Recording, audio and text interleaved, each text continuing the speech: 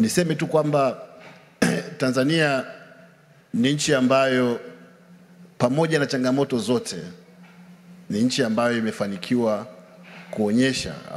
kuonesha uhimilivu katika ujenzi wa uchumi wake ukilinganisha na majirani zetu walio wengi kama nitakavyozungumza. Uchumi wetu kwa sehemu kubwa kwa takribani miongo yote umekuwa ukiamuliwa na mambo manne kwa kadiri ya literature ambazo nimezisoma. Uchumi wetu umekuwa ukiamuliwa kwa sehemu kubwa au mjadala mkubwa upo kwenye ajenda ya rasilimali watu. Ubora wa watu. Ubora wa watu ni maarifa ya watu na tabia zao. Kwa pamoja ni nguzo muhimu. Nguzo hii sio tu muhimu kwa Tanzania, lakini hii ni nguzo muhimu kwa nchi yoyote duniani. Dunia ya leo haishindani tena kwa idadi ya milima wala idadi ya maziwa wala kiwango cha madini. Uchumi wa dunia leo unaamuliwa na ubora wa watu. Ubora wa watu wako. Na katika hili yapo mengi ya kujivunia pamoja na uwepo wa changamoto. Nikizungumza kwa mfano katika takriban miaka hii minne tumefikia stage ya kwenda karibu double ya wanafunzi ambao wanasajiliwa vyuo vikuu nchini kwa utaratibu wa mikopo. Mwaka 2021 walikuwa 142,000, sasa hivi ni takriban 248,000. Inakaribia double. Mitaala ya elimu imerekebishwa ili kusudi ikidhi mahitaji ya soko. Kwenye kurekebisha mitaala ya elimu, lengo lake ni kwa ajili ya kuwapatia wanafunzi au jamii yetu maarifa sahihi ambayo yanaweza kuwatosha kukabili changamoto za dunia ya sasa na huko tuendako.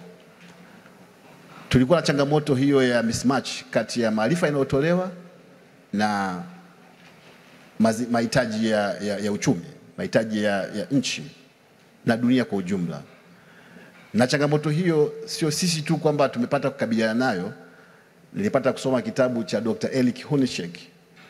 Aliandika kuhusiana na uchumi wa maarifa, akionyesha kwamba nchi za Brazil, Uruguay, Paraguay, Argentina walikuwa na changamoto kubwa sana hiyo ya kuzalisha wanafunzi wengi kutoka vyuo vikuu, lakini mahitaji ya soko hayaendani na wao.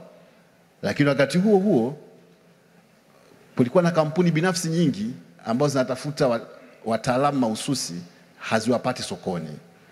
Kwa kukawa na tofauti kati ya kinachozalishwa na kinachohitajika sokoni. Sasa hii ni moja ya changamoto ambayo inakwenda kuwa addressed na mabadiliko ya mitaala. Lakini pia investment kubwa kwenye elimu bila ada ni mfano wa intervention ya kuhakikisha kwamba tunapata rasilimali watu ambayo inaweza kukabiliana na mahitaji. Lakini zaidi ni uwekezaji mkubwa kwenye vyuo vya elimu ya kati, kiasi ambacho sasa tunatoa mikopo ya elimu ya juu na elimu ya kati. Kwa maendeleo ya sekta ya utalii na huduma za hoteli nchini, Parrot Hotel iliyopo Kaloleni katikati ya jiji la Arusha ni fahari ya Tanzania. Ina bwawa la kisasa la kuogelea na kupumzika kwa watu wa rika zote. Mapokezi yenye ubora hapa.